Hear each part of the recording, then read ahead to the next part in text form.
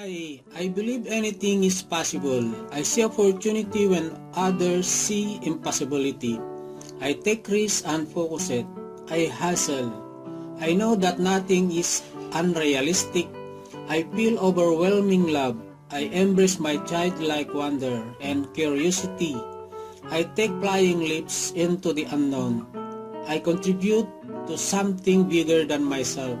I create, I learn, I grow, I do. I believe it's never too late to start living a dream.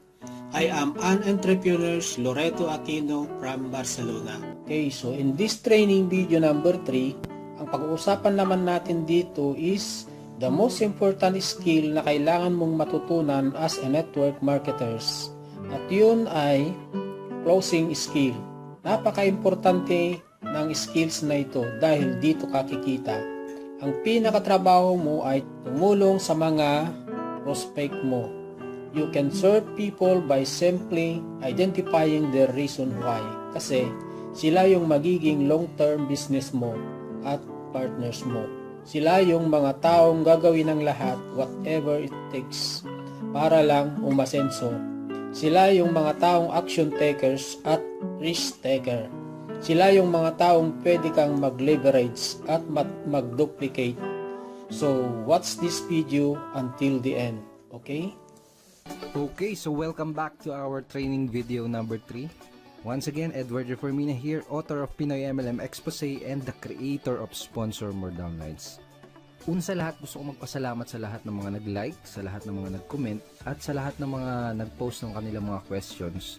Thank you so much. So, I hope na panood mo na yung ating video training number 2. Dahil dun sa training video number 2, pinag-usapan natin yung mga common MLM myths na pinaniniwalaan ng mga Pinoy networkers na pumipigil sa kanila para magkaroon ng resulta at maging successful sa kanilang mga business. Tinuro ko din doon sa training video number 2 kung paano mo sasagutin yung top 3 most common MLM objections. So ngayong araw na to, in this video, pag-uusapan natin yung pinaka-importanting skill na kailangan mong matutunan as a network marketer. At yun ay ang closing skill. So bakit ba napaka-importante na matutunan natin at ma-master natin itong closing na to? Let me tell you a true story. Nung unang na-introduce sa akin ang network marketing, naisip ko kagad kung sino-sino yung mga tao na pwede kong matulungan doon sa magiging network marketing or MLM business ko. Isa sa unang pumasok sa isip ko ay yung classmate ko nung college. Alam ko kasi yung hirap niya sa buhay. Kumbaga siya yung sumusuporta sa mga magulang niya. Siya yung sumusuporta na sa buong pamilya niya. Siya yung nagpapaaral ng mga kapatid niya. Gustong-gusto ko siyang mapasali sa business ko dahil alam ko na malaki yung maitutulong sa kanya at sa pamilya niya ng opportunity ko. Kaya ang ginawa ko, in-invite ko siya doon sa opportunity meeting ng company namin. Baga, sinet up ko siya ng appointment, nilibot ko siya doon sa opisina, pinakilala ko pa siya doon sa mga ibang partners namin. Kaso, hindi lang pala ganun kasimple. Hindi pala porket may intention kang tumulong ay magagawa mo na. To make the story short, hindi ko siya na-close sa business ko dahil wala pa akong kaalam-alam kung paano mag-close ng prospect. Wala akong kahit anong skill sa pag-close ng mga prospects. So sa madaling salita, hindi ko siya natulungan. Okay? Hindi ko siya natulungan. So kung katulad mo ako, nasa network marketing ako dahil nagustuhan ko yung idea na pwede kang maging successful habang nakakatulong ka din sa ibang tao. Mga sabi nga nila, network marketing is a people helping people business. Tama? Pero ito ang tatandaan mo.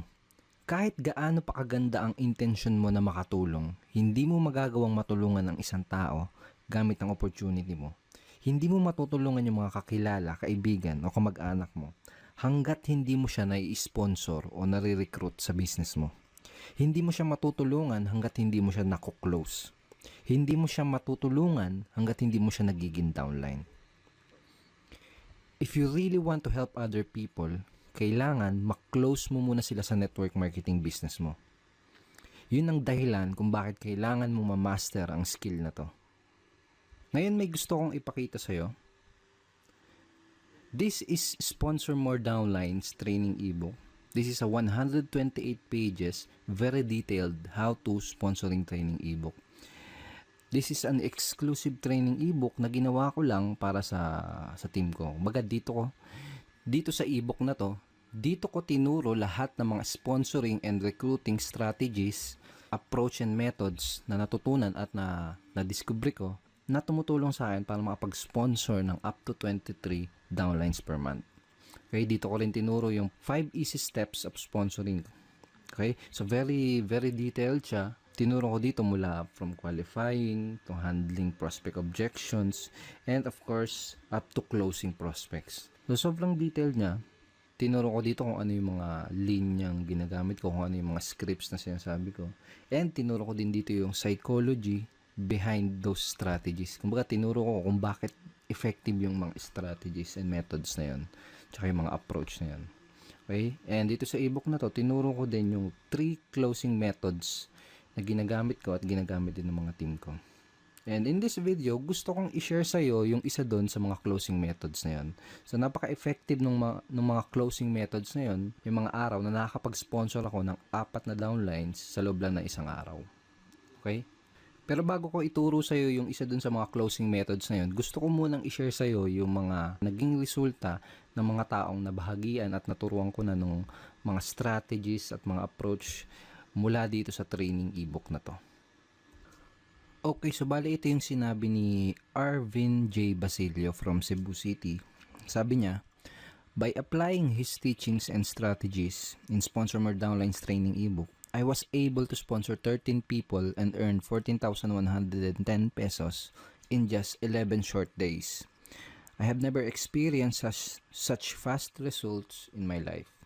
The teachings taught by Edward in objection handling also increased my sign-up rate by 200%. I became truly unstoppable in my business and I couldn't be more thankful. So, yun sinabi ni Arvin J. Thank you, bro. Ito naman yung sinabi ni Elisa Cruz from Cavite City. Sabi niya, mas nakukuha ko yung trust nila dahil sa mga scripts na sinusunod ko sa trainings. So, thankful talaga ako dahil in just 1 week, nakapag-close ako ng 3 prospects at may mga naka-line up pa. So, sabi niya, very effective.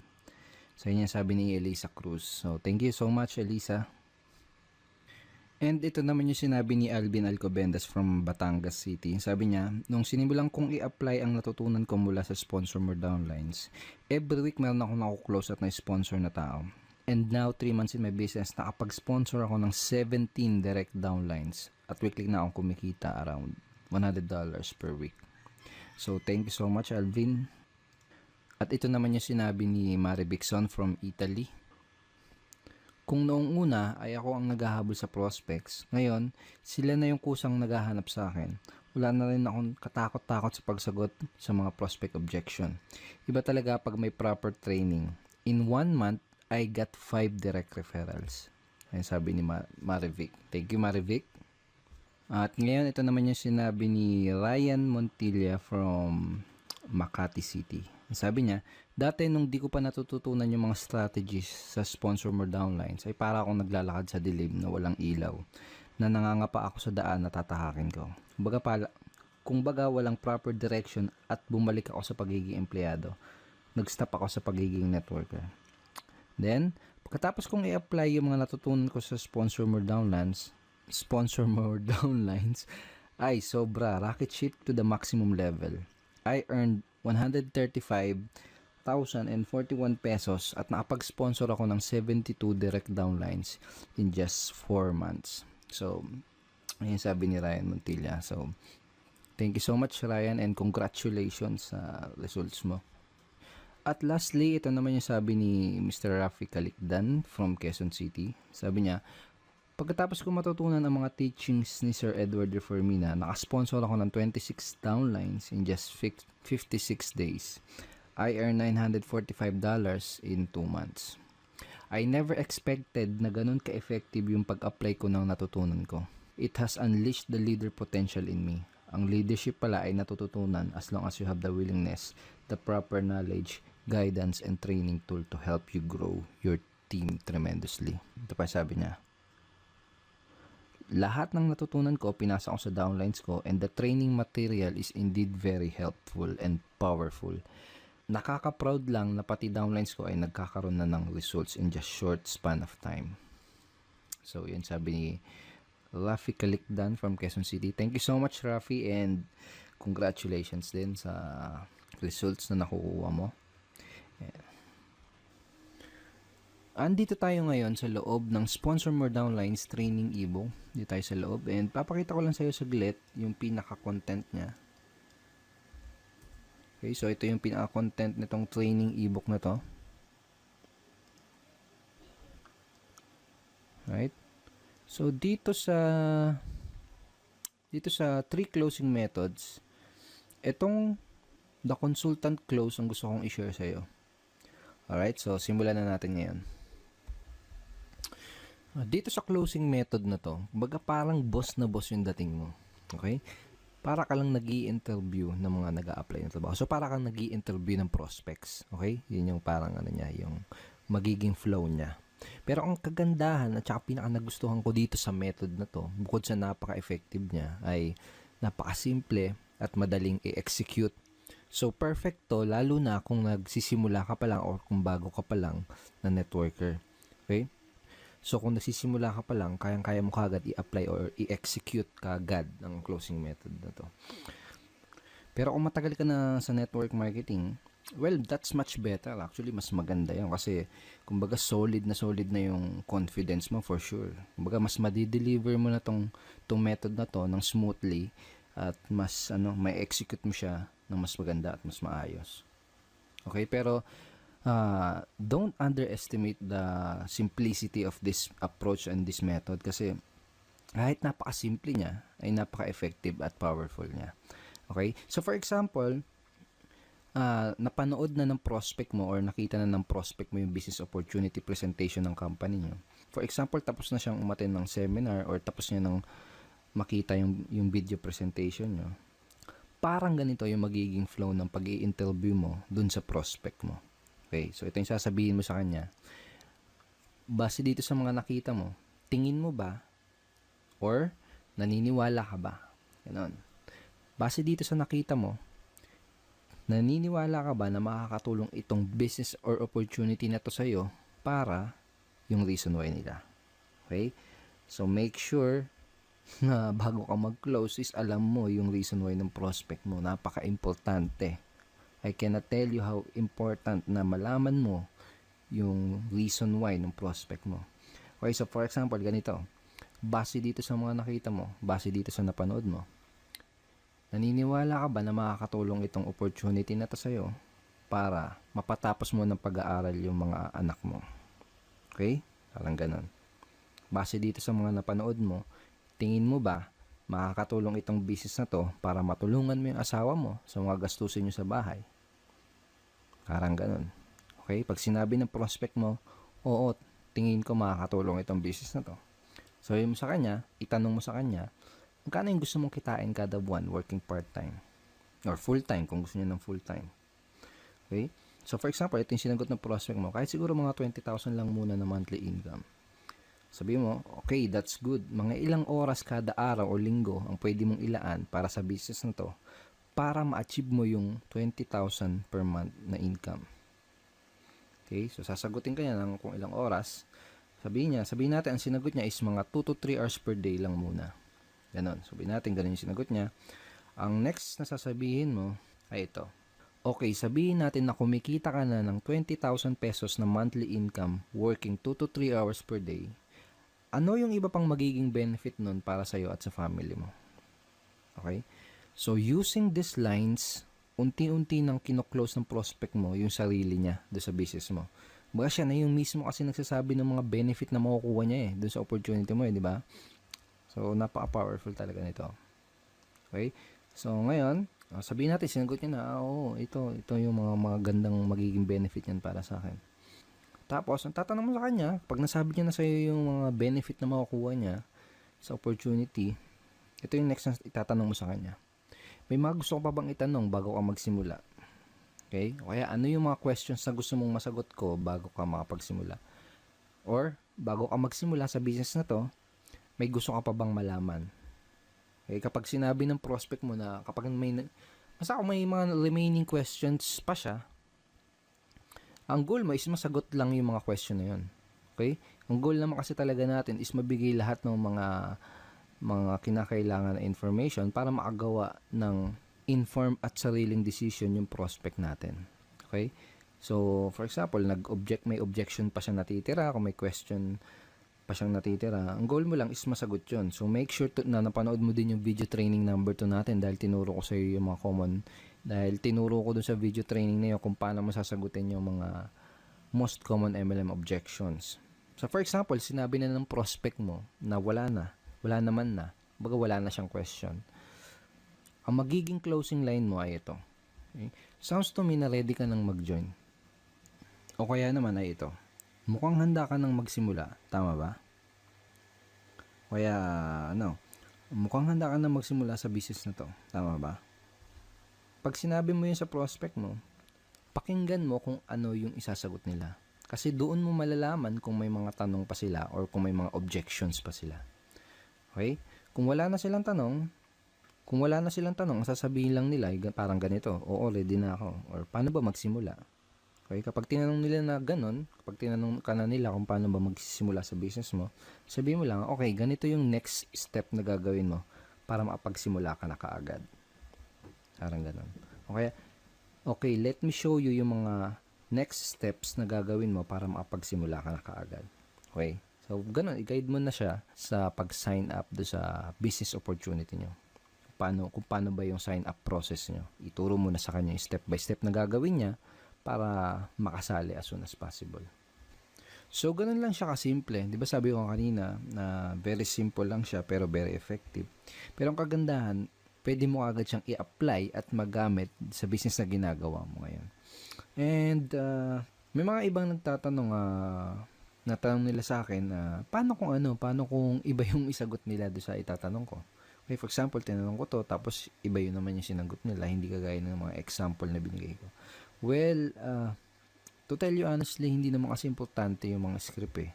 Kaya ang importante is yung psychology sa likod ng kumbaga ano yung reason kung bakit mo tinatanong yung mga questions. Anong reason kung bakit mo sinasabi yung mga example scripts na to. For example, ganito yung next step na gagawin mo para makapagsimula ka na kagad. Basically, kapag sinabi mo yung ganito sa prospect mo, you are showing leadership. Kumbaga, tinuturuan mo siya, ginaguide mo siya. You're showing that you are a true leader. Napakita mo sa kanya na isa kang leader na kaya siyang i-guide sa proseso or do sa business. Parang ganun. Okay? Mas importante yung yung maintindihan mo or ma-internalize mo kung bakit mo sinasabi yung itong mga scripts na to. Okay?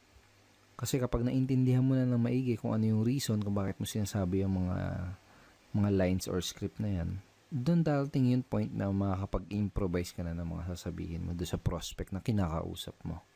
Okay, so ito yung consultant close method. Ito yung isa sa mga closing method na ginagamit ko para makapag-sponsor ng madaming downlines sa aking business. Okay? Ito yung isa sa mga closing method na tinuro ko dito sa loob ng Sponsor More Downlines training ebook.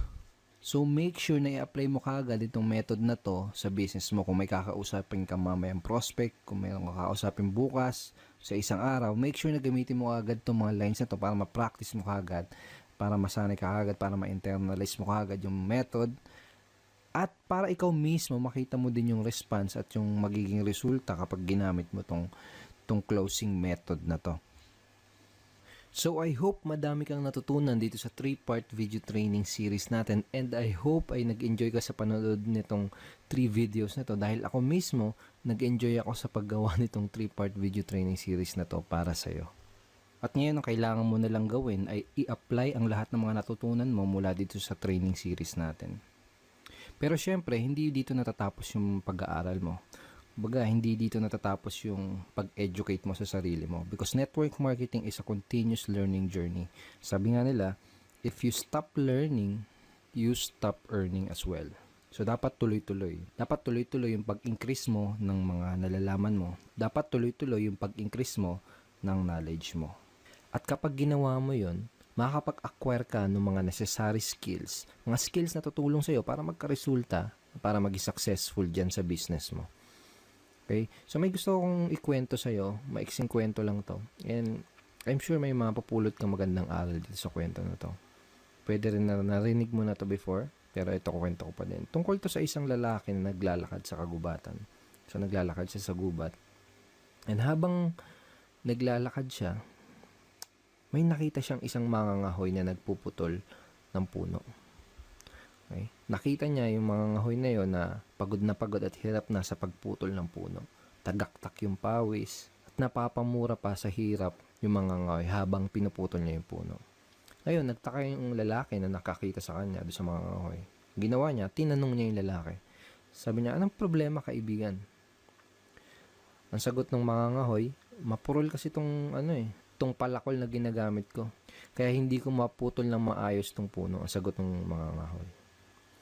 Sabi ng lalaki, bakit hindi mo hasain yung palakol mo? Ang sinagot sa kanya ng mangangahoy, mahihinto kasi yung pagpuputol ko ng puno kapag ginawa ko yun. Mahihinto ako sa pagputol ng puno kapag hinasa ko tong palakol ko. Sagot ng mangangahoy. Sabi ng lalaki, pero kung hahasain mo yung palakol mo, mas magiging mabilis at mas madali ang pagputol mo dyan sa punong yan. Ang sagot ng mangangahoy, wala kasi akong panahon para huminto Habang mas lalo siyang napapagod doon sa ginagawa niyang pagputol ng puno. Habang mas lalo siyang pinagpapawisan doon sa pagputol ng puno na yon. So napailing na lang yung lalaki tapos naglakad na lang siya papaalis. Iniwan niya na lang yung mangangahoy. Maraming mga networker ngayon ang kagaya ng mangangahoy doon sa kwento. Karamihan ay hataw lang ng hataw. Araw-araw hataw lang ng hataw. Kahit pinagpapawisan na, kahit hirap na, kahit wala pa ding resulta. Hataw lang ng hataw. Hataw lang ng hataw. Kumbaga hindi sila makapaglaan ng panahon para hasain ang sarili nila para mas maging effective at mas maging efficient dun sa ginagawa nilang negosyo. Now I want to congratulate you dahil the fact na pinapanood mo ngayon ang video na to, katunayan lang yan na gusto mong maglaan ng oras at willing kang hasain yung sarili mo. Willing kang hasain yung mga skill mo. Pinatunayan mo sa sarili mo na willing ka talagang maging successful. So, congratulations. Tama yung ginagawa mo. Pagpatuloy mo yan. Once again, thank you very much for watching our training video series. Okay, kung nagustuhan mo ang video series na to, make sure na mapanood mo yung video na ipapadala ko sa iyo bukas. Dahil dun sa video na yun, malalaman mo ang lahat ng kailangan mo at bibigyan din kita ng chance kung paano ka magkakaroon ng access sa mga new effective strategies at very powerful training video na magagamit mo sa online business mo. Yung tipong kumikita ka kahit natutulog ka or kahit namamasyal ka kasama ng pamilya mo. At doon sa video na ipapadala ko sa iyo bukas, malalaman mo din kung paano ka magkakaroon ng sarili mong personal website at kung paano mo ma-access ito. So make sure na mag-comment ka lang sa baba ng video na ito at sabihin mo, yes, send me the video, para may padala ko sa iyo yung link sa video na yon sa inbox mo. Kaya napaka-importante na mapanood mo ang video na yon dahil doon mo matutuklasan at matututunan kung paano ka magiging expert online marketers and entrepreneurs. At kapag nalaman mo na lahat ng ituturo doon sa video na yon, you will know exactly what to do para maging successful online entrepreneurs. Kaya huwag mong kalilimutan mag-comment sa baba ng video na ito. Okay, once again, thank you so much. And kung hindi mo pa nakiklik yung like button sa baba, please click it. And go ahead at i-share mo din ito sa mga friends at downlines mo. At kung may katanungan ka, huwag kang mahihiya mag-post ng iyong question. And I will try my best na sagutin yung question mo. Okay, once again, Loreto Aquino here. Thank you so much and God bless to all.